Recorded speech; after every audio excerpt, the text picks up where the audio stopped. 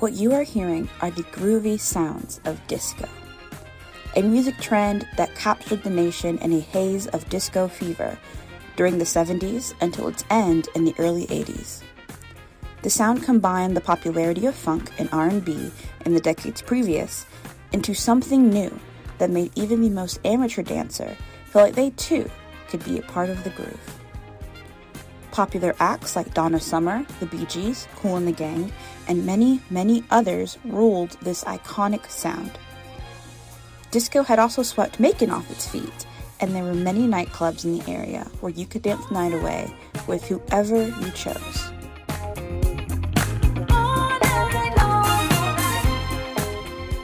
One such club was Flaming Sally's. Located at 170 Emory Highway, Flaming Sally's was open from 1977 until 1992 and was owned by Carlton Barker, who also owned other discos in the area. Jerry Barker, Carlton's brother, said that Carlton came up with the name because he wanted the club to be unlike anything else in Macon. Well, he came up with that name mainly to be different, which he always wanted to do. And so he showed me one day a design that he had come up with a girl and her hair that was red, and it was kind of draping on both sides of her picture. And he said, "This is Flamin' Sally, and I'm going to call it Flamin' Sally's Saloon." His logo was back then was hard to miss. The club was popular among many Maconites at the time. Jimmy Barnett started going to Flaming Sally's when he was 18 years old. They had these big platforms that you could dance on to get up above the dance floor. There were people everywhere. They would have different celebrities coming in to do performances, and sometimes you would get to sit and hang out with them. Rick Benj was a bouncer at Flaming Sally's when he wasn't driving a pair truck full-time in his early 20s. He worked there on and off for 3 years.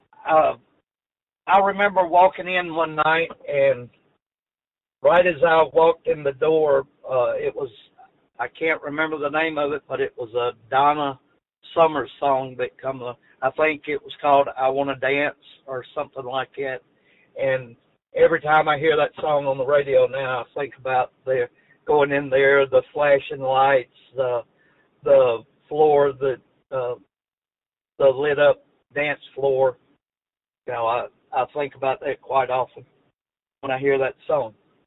Barnett said that he saw many celebrities at Flaming Sally's, like Billy Idol, Lisa and Colt Jam, Mother's Finest, and even a band headed by Mick Fleetwood of Fleetwood Mac called The Zoo. Carlton Barker, who owned the club, was very instrumental in getting known talent into Macon at that time. Benj says his favorite memory while working the door at Flaming Sally's was the night he saw Greg Allman of the Allman Brothers fame walk in. 10 after 7, and I'm standing at the door talking with the lady that took the cover charge. Her name was Shirley. But you had Greg Allman, Eric Clapton, and Ronnie Hammond walked in together. And at the time, the band that was playing there was Dennis Yost and the Classic 4 or 5. I can't remember for sure what. But anyway, Greg Allman and Eric Clapton got up on the stage and they played a set. And, Greg sang Midnight Rider, and everybody was wanting Eric Clapton to sing Cocaine, and he told everybody that, because of contracts and record agreements and anything, he couldn't, just play it whenever he got ready to play it. And I thought that was pretty cool at the time. Barnett remembers disco being a time of freedom and fun. He said that one of his favorite things about disco was the beat that made you forget all else outside. You could just dance. You could not walk into a disco and be in a bad mood. You forgot your cares. You forgot the politics of the day, the tragedies of the moment. You just went and had fun. we could use a little bit of that now. Benj, too, says that there isn't anything like disco today. Oh, those were the days. It's nothing like that going on right now. Yes, we had some problems there. We had fights every once in a while, but you didn't have to worry about being, somebody pulling a gun or a knife or anything. Barnett, too, remembered the 70s as a different time. I think a lot of the thing with disco, it just brought happiness.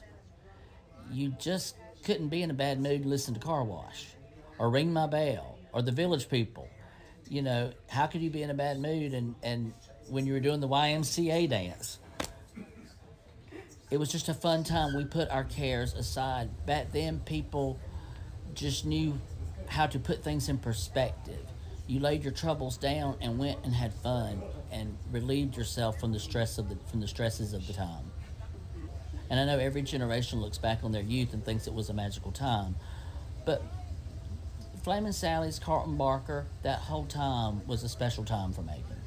Disco as a music movement ended in the early to mid-'80s with fever-pitch moments like Disco Demolition Night that resented disco culture and its ties to its Black and Latin creators and the LGBTQ plus community. As Disco Sucks became the rallying cry of the nation, the disco fever finally subsided, and rock and metal music took its place. But disco lived on in other ways, and its influence can still be heard in house music, EDM, R&B, and many, many more genres that formed after its demise. Because maybe no one truly can stop an infectious groove.